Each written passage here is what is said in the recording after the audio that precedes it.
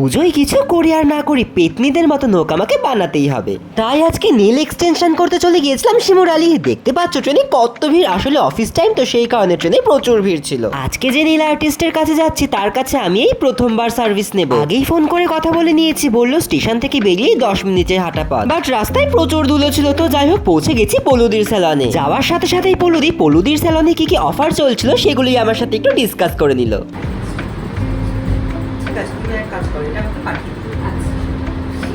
হয়ে গেছে ডিসকাশন, যা গরম পড়েছে কোল্ড ড্রিঙ্কসটা খেয়ে একটু শান্তি পেলাম। এবার শুরু করা যাক আমার নেল এক্সটেনশন। দেখো আমার নখগুলোর কি অবস্থা, এই নখ নিয়ে কি আর পুজোয় ঘোরা যায় তোমরাই বলো। যাই হোক পলুদির কাছে চলে এসেছে, এখন আমার কোনো চিন্তা নেই। আর পলুদির হাতের কাজ কিন্তু আমি আগে ফোনেই দেখে নিয়েছি আর আমার খুব পছন্দ হয়েছে। কি নেল আর্ট করবো সেটা আমি আগে থেকে ভেবে রেখেছিলাম। আর পলুদিকে সেই ফটোটা দেখানোর সাথে সাথেই কিন্তু দিদি সেটা করে দিতে রাজি হয়ে যায়, কারণ দিদি কিন্তু দিদির ক্লায়েন্ট কোনটাতে বেশি স্যাটিসফাইড হচ্ছে সেটা সবসময় খেয়াল রাখে। প্রথমেই আমার নখগুলো কাট করে দেয়, যদিও বা আমার নখ খুব একটা বড় ছিল না, কারণ আমার দাঁত দিয়ে নখ খাওয়ার বদ অভ্যাস আছে। আর জানো তো ওই জন্যই বিশেষ করে আমার নেল এক্সটেনশন করা। যদি এক্সটেনশন করা থাকে তাহলে দাঁত দিয়ে নখ কামড়াতে আর ইচ্ছা করে না। নেলস গুলো কাট করে নেওয়ার পর নখের ওপরের সারফেসটা বাফিং করে নেয়, আর তারপরে একটা কিউটিকল পুশারের সাহায্যে কিউটিকল গুলো পুশ করে কাট করে নেয়। আর এখন চলছে নখের সাইজ অনুযায়ী নেল টিপ সিলেকশন। প্রত্যেকটা নেলের সাইজের কিন্তু আলাদা আলাদা নাম্বার থাকে, কারণ আমাদের সবার নখের সাইজ সমান হয় না। এরপর সেই ফলস নেল টিপ গুলো একটা গ্লু এর সাহায্যে অরিজিনাল নেলের উপর স্টিক করে দেয়। আর এই পুরো প্রসেসটাই কিন্তু খুবই ধৈর্য সহকারে করতে হয়। আমার তো পলুদিকে দেখে নিজেই হাঁপিয়ে যাচ্ছিলাম। আর হ্যাঁ, পলুদির স্যালনে কিন্তু এখন দারুণ দারুণ অফার চলছে। যে কোনো 3টে সার্ভিস নিলেই তোমরা নেল এক্সটেনশন একদম ফ্রি পেয়ে যাবে। আর তোমরা যদি কেউ আমার ভিডিও দেখে পলুদির কাছে যাও তাহলে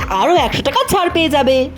গাইজ আমার সমস্ত ফলস নেল টিপ লাগানো হয়ে গেছে আর এখন আমাকে দেখতে পুরো পেতনির মতো লাগছে কিনা এক্ষুনি কমেন্ট করে জানাও। তো যাই হোক এই নখগুলো কিন্তু এত বড় বড় একদমই থাকবে না, কেটে ছোট করে দেওয়া হবে। আর নেলস গুলো কাট করার আগে কিন্তু দিদি আমাকে জিজ্ঞাসা করে নেয় যে কোন সাইজটা রাখলে আমার কমফোর্টেবল হবে। ন্যাচারালি আমি এর থেকেও ছোট সাইজ রাখি, বাট সামনে পুজো বলে এবার একটু সাইজটা বড়ই রাখলাম। আচ্ছা তোমাদের কার কার বড় নখ ভালো লাগে আমাকে অবশ্যই কমেন্ট করে জানাবে। আমার তো বড় নখ ভীষণ ভালো লাগে। জানো তো এর আগে যখন আমি নেল এক্সটেনশন করতাম তখন সবসময় স্কোয়ার শেপটাই রাখতাম, বাট কয়েক মাস ধরে আমার অ্যালমন্ড শেপটা রাখতেই বেশি ভালো লাগে। তোমাদের কার কার কোন শেপটা ভালো লাগে আমাকে একটু কমেন্ট করে জানিও তো। এরপরে সেই ফলস নেল গুলোর উপরের সারফেসটা বাফ করে দেয়। এই পুরো নেল এক্সটেনশনের প্রসেসটা করতে কিন্তু অনেক সময় লাগে, তাই তোমরা যখনই এক্সটেনশন করতে আসবে হাতে মিনিমাম 2 ঘন্টা সময় নিয়েই আসবে। ব্যাস নেলস গুলোতে শেপ দেওয়া হয়ে গেছে, এবার জেল অ্যাপ্লাই করা হচ্ছে। আমি সবসময় জেল নেলস করতেই পছন্দ করি, কারণ অ্যাক্রিলিক নেলস আমার খুব প্রবলেম হয়। হয়ে গেছে জেলের ফার্স্ট কোট অ্যাপ্লাই করা, এবার ইউভি ল্যাম্পে হাতটা 2 মিনিটের জন্য রেখে দেবো। এই জেল নেলস গুলো ইচ্ছা হলে তোমরা বাড়িতে রিমুভ করতে পারবে, কিন্তু অ্যাক্রিলিক নেলস রিমুভ করতে হলে তোমাকে আবার সেই স্যালনেই আসতে হবে। আবার এই নেল এক্সটেনশনও কিন্তু বারবার করা ভালো না, মাঝে 1 থেকে 1.5 মাস গ্যাপ দিতে হয় যাতে তোমার অরিজিনাল নেলস রিকভার করার টাইম পায়। আসলে এই নেল এক্সটেনশনের সময় আমাদের নখের উপর বাফিং করা হয়, গ্লু আটকানো হয় এবং এর ফলে আমাদের অরিজিনাল নেল কিন্তু অনেকটাই ড্যামেজ হয়। আবার বাফিং না করলেও নয়, কারণ আমাদের অরিজিনাল নেলস এর ন্যাচারাল অয়েলটা রিমুভ করা খুবই দরকার, না হলে ফলস নেল টিপ গুলো ঠিকঠাক করে আটকাবে না। কিন্তু এখানে আর একটা কথা, পলুদি কিন্তু খুব ভালো কোয়ালিটির বেস্ট কোয়ালিটির প্রোডাক্ট ইউজ করে জেল নেল এক্সটেনশন করার জন্য। তো সেই কারণে কিন্তু তোমাদের নেলস অনেকটাই কম ড্যামেজ হয়। এমনকি তোমরা প্যাকেজ নিলে অফারে যে নেল এক্সটেনশনটা ফ্রি পাবে সেখানেও কিন্তু সেম গুড কোয়ালিটির প্রোডাক্টস ইউজ করা হয়। তো আমার কিন্তু এখানে ডাবল কোট জেল অ্যাপ্লাই করা হয়ে গেছে আর সেটাকে ড্রাই করা হয়ে গেছে।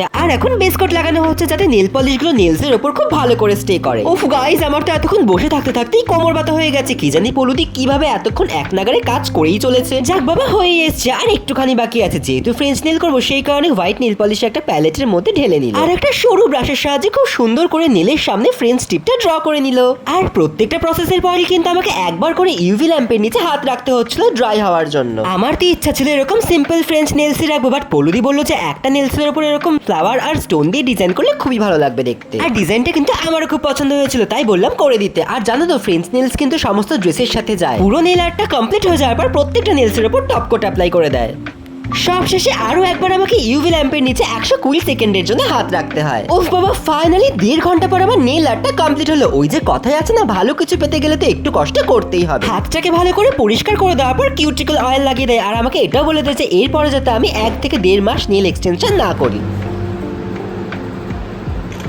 এরপর দিদি নিজের ফোনে নীল আর্টের কিছু পিকচার ক্লিক করে নিল। সত্যি নীলটা দেখতে কিন্তু খুবই সুন্দর লাগছে। তোমাদের নীল আর্টটা কেমন লেগেছে আমাকে কিন্তু অবশ্যই কমেন্ট করে জানাবে। সিরিয়াসলি বলছি গাইস, এত নীল আর্ট করিয়েছি কিন্তু ফ্রেঞ্চ নীল আর্ট আমার সব থেকে ফেভারিট। ওদিকে পলুদি আবার আমার জন্য গিফট এনে রেখেছে। ভাবতে পারছো নীল আর্টটা করিয়ে নিলাম আবার গিফটও পেয়ে গেলাম, কিন্তু এত বড় বড় নেলসের কারণে আমি গিফটটা আনবক্সিং করতেই পারছিলাম না। তাই এই দাদাটাই আমাকে গিফট ওপেন করতে সাহায্য করে। আমি তো খুব এক্সাইটেড ছিলাম ভেতরে কি আছে দেখার জন্য। এন্ড টানটান, ভেতরে ছিল এত সুন্দর কিউট একটা টেবিল ল্যাম্প। গিফটটা কিন্তু হলুদই নিজে পছন্দ করে এনেছে আর আমার গিফটটা সত্যি ভীষণ পছন্দ হয়েছে।